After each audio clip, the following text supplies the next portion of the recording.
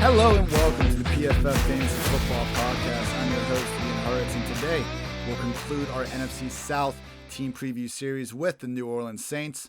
I've already finished the NFC and AFC North. This will be the last one, NFC South. AFC South has been completed as well. So without further ado, your 2020 New Orleans Saints Fantasy Football team preview. Starts with the same guy it's been starting with for the last decade and a half, Drew Brees, now 41 years of age. I mean, look, is he making the same downfield throws all the time that he was able to make 10 years ago? Absolutely not. And we've seen that in each of the last two playoff losses, and at times, glaring inability to get the ball downfield. Now, this really has never been a big part of the Saints' offenses, to be fair. I mean, even in the heyday in the early 2000s, Brees was never ranking, even as an above-average quarterback in terms of throwing it downfield. I guess the difference is now sometimes when they run into an elite enough defense to ignore, those downfield throws, that makes everything so much more difficult for the usual efficient, down after down, slants to Michael Thomas, whatever to Alvin Kamara. I mean, obviously, Thomas is so much more than slants, but truly just the things that Thomas and Kamara and Brees can do in those underneath areas of the field, so incredibly efficient, and that has helped prolong Brees' career big time. I mean, he's been QB7 in fantasy points per game back-to-back seasons, and last year he was top 5 QB in adjusted yards per attempt, QB rating, completion rate, touchdown rate, interception rate.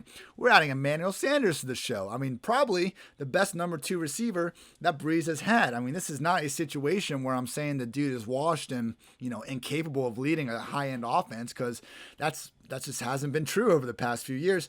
The question, I guess, is does Brees still have that ability to turn, a top 5 season, be truly, a top 3 quarterback in the entire league, take it to in every defense he's up against? And honestly, I don't know if the Saints should be considered like the leader favorite to win the NFC or anything like that, but I'm coming around more and more to Brees as a fantasy player. I thought his upside was less than it really was last season. This is sometimes a problem we run into with quarterbacks that don't have that same dual threat ability. I'm guilty of this for sure, where the pocket passers that you don't really want to reach on, they're aging. Guys, it doesn't really matter, because we see quarterbacks again and again. The highest percentage of QB1 finishers since 2010 have been quarterbacks in their double-digit seasons or more. So all these guys have at least 10-plus years of experience. Your Brees, your Bradys of the world. I mean, father time comes eventually, but in this loaded Saints offense where they're only replacing one offensive line starter, they're upgrading the number 2 receiver, and we got ballers everywhere, I just don't think 2020 is going to be a year where Brees falls straight off a cliff. I mean, I mentioned he was the QB7 in fantasy points per game. That's a little unfair because he had a 9-snap effort against the Rams when he broke his hand. If you remove that game, Brees averaged 22.5 fantasy points per game in 2019. Only Lamar Jackson averaged more. I mean, I don't think Brees is going to be a top 5 QB next year, but he falls a little bit to around that QB1 borderline or even, top 10. I say go for it. So moving on to the backfield, it's the Alvin Kamara show. And Latavius Murray will be involved to some extent, but this is not the Mark Ingram, Alvin Kamara situation where it was more 50-50, maybe 60-40 Kamara just due to the extra receiving work. I mean, Murray, he had the Week 7 and Week 8 games where Kamara was out, and this dude was a workhorse. 84% snaps and 82% snaps. Guy caught 15 passes in those 2 games. I mean, we thought for years Latavius was just this early down plotter and couldn't really catch the ball.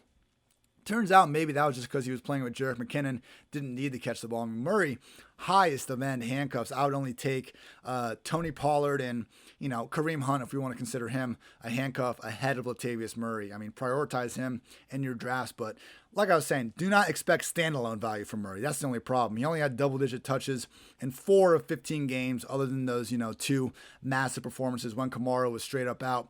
There won't be the standalone value there, but I think in this funky season, with COVID, I've had to go on podcasts and just talk about, what has COVID changed how has that changed my draft strategy? And the one thing I kind of come back to is I am prioritizing handcuffs for my players. And honestly, even if Latavius isn't your, player, just look where he's going in these drafts. Like, why take someone like, excuse me, because I love this guy, but why take Duke Johnson over Latavius Murray when one of them, we know if he gets the chance to ball out, he is going to be putting up high-end RB1 numbers. And the other one, I doubt that Duke's role would change even with an injury to David. I think they're going to still find someone else to take those early down carries. So, I will take the guy with less standalone value, but sky-high RB1 value if an injury occurs over the guy that's, going to give you maybe RB3 production every single week, but he's not going to give you the pop. So upside, everyone. Latavius Murray oozes it, even if it's not going to be a great standalone situation. And look, back to the main focus here, though. Alvin Kamara missed 2 games due to injury last year. I mean, he admitted that he did not feel like himself upon returning. And guess what? He was still the PPR RB9. And this came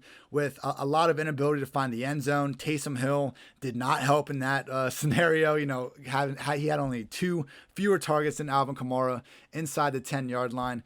I don't really think that's going away, but at the same time, we should expect an even better version of Alvin Kamara for more of the whole season this time around. I mean, his broken tackle rate resumed to 2017, 2018 levels when healthy. And I mean, those 2017, 2018 levels, honestly, like near the top of the league. Only Kareem Hunt is going to be the guy you're going to find more consistently elusive than Kamara over the last few seasons. So, positive scoring progression is in his potential range of outcomes. I mean, there should be so many points to go around this offense. I'm not too worried about Taysom Hill, but honestly, it's just the receiving work. And mentioned this, in the Carolina Panthers team preview with McCaffrey, but it's just unfair in fantasy football, especially in full point per reception formats, when you have someone like Alvin Kamara that has caught exactly 81 passes in 3 straight seasons. Exactly 81. Madness.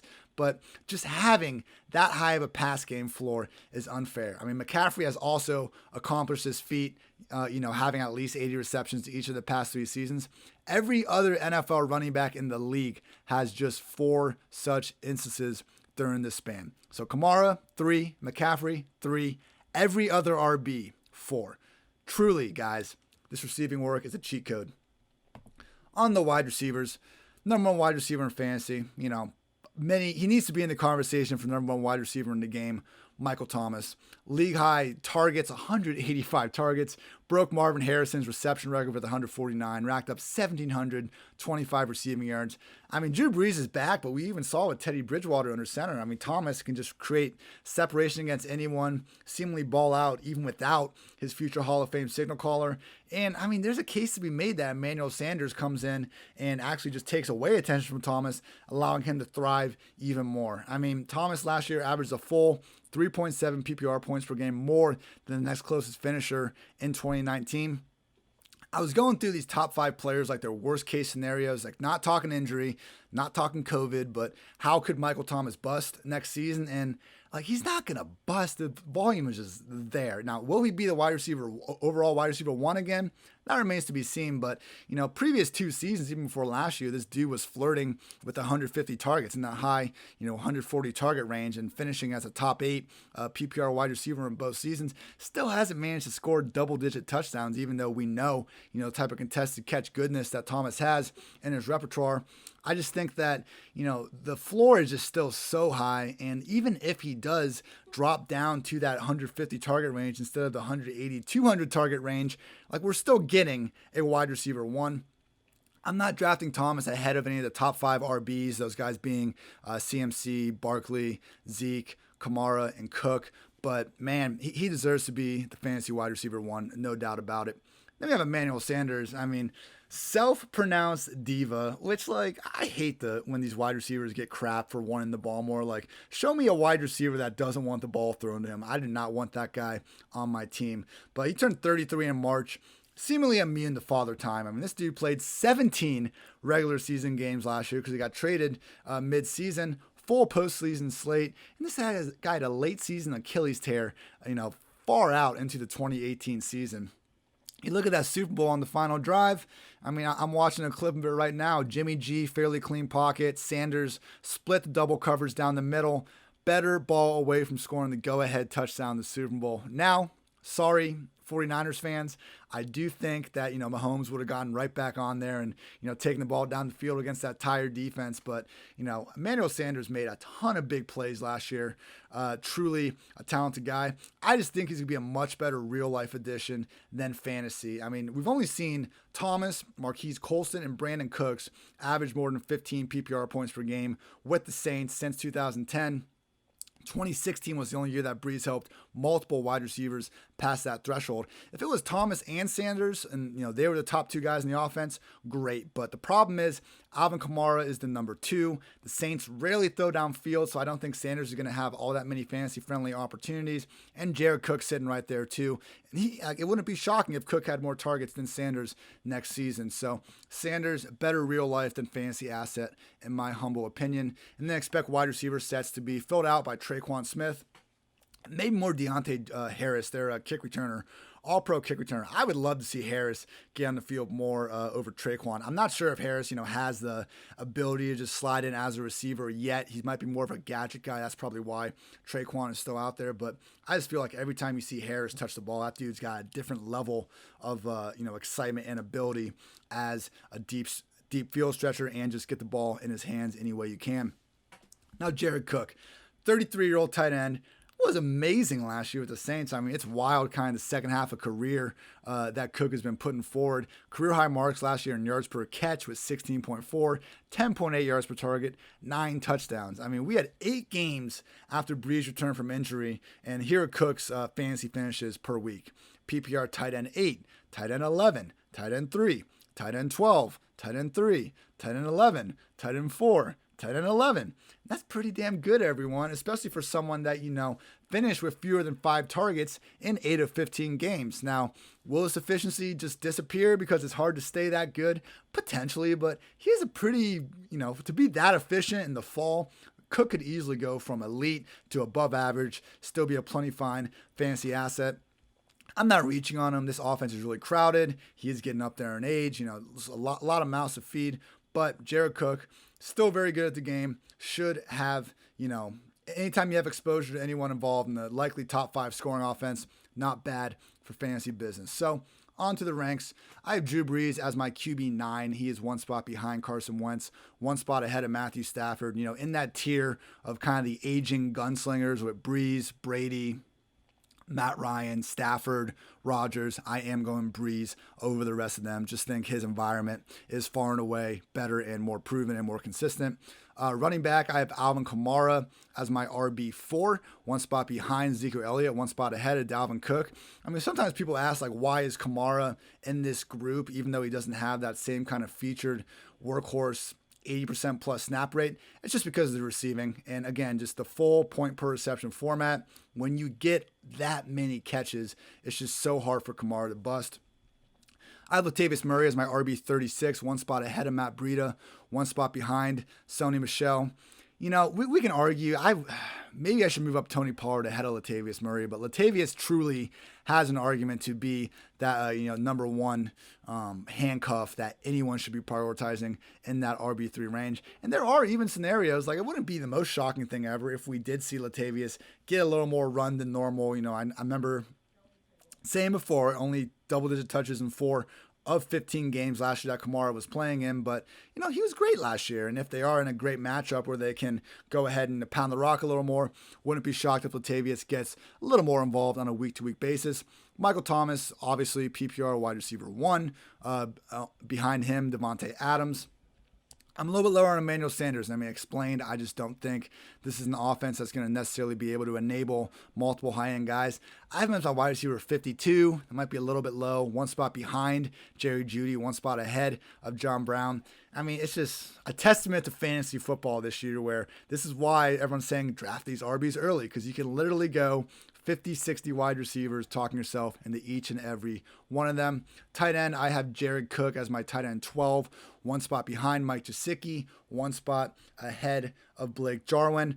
For those with Taysom Hill, with the tight end eligibility, it's interesting. We're going to need to see more consistent playoff usage, like we saw in that Vikings playoff game. I think for me to really consider playing Taysom on an every down basis, every week basis in fantasy, I would say just, continue to be annoyed by Taysom, but don't be so annoyed that you actually consider putting him into your fantasy lineup. So on to the win total. The Saints are sitting pretty top of the NFC South, 10.5 projected win total. Only other teams in the double digits are the 49ers at 10.5, Chiefs at 11.5, Ravens at 11.5.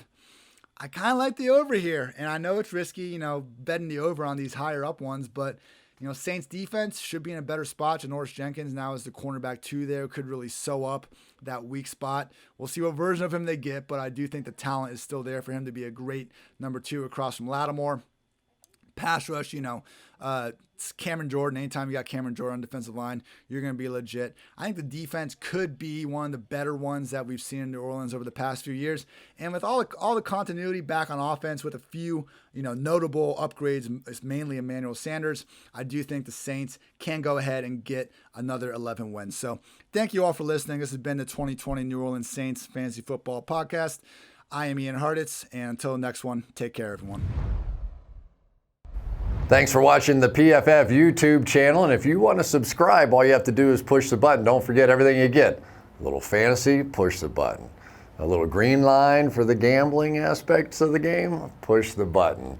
College football, push the button. The YouTube channel from PFF.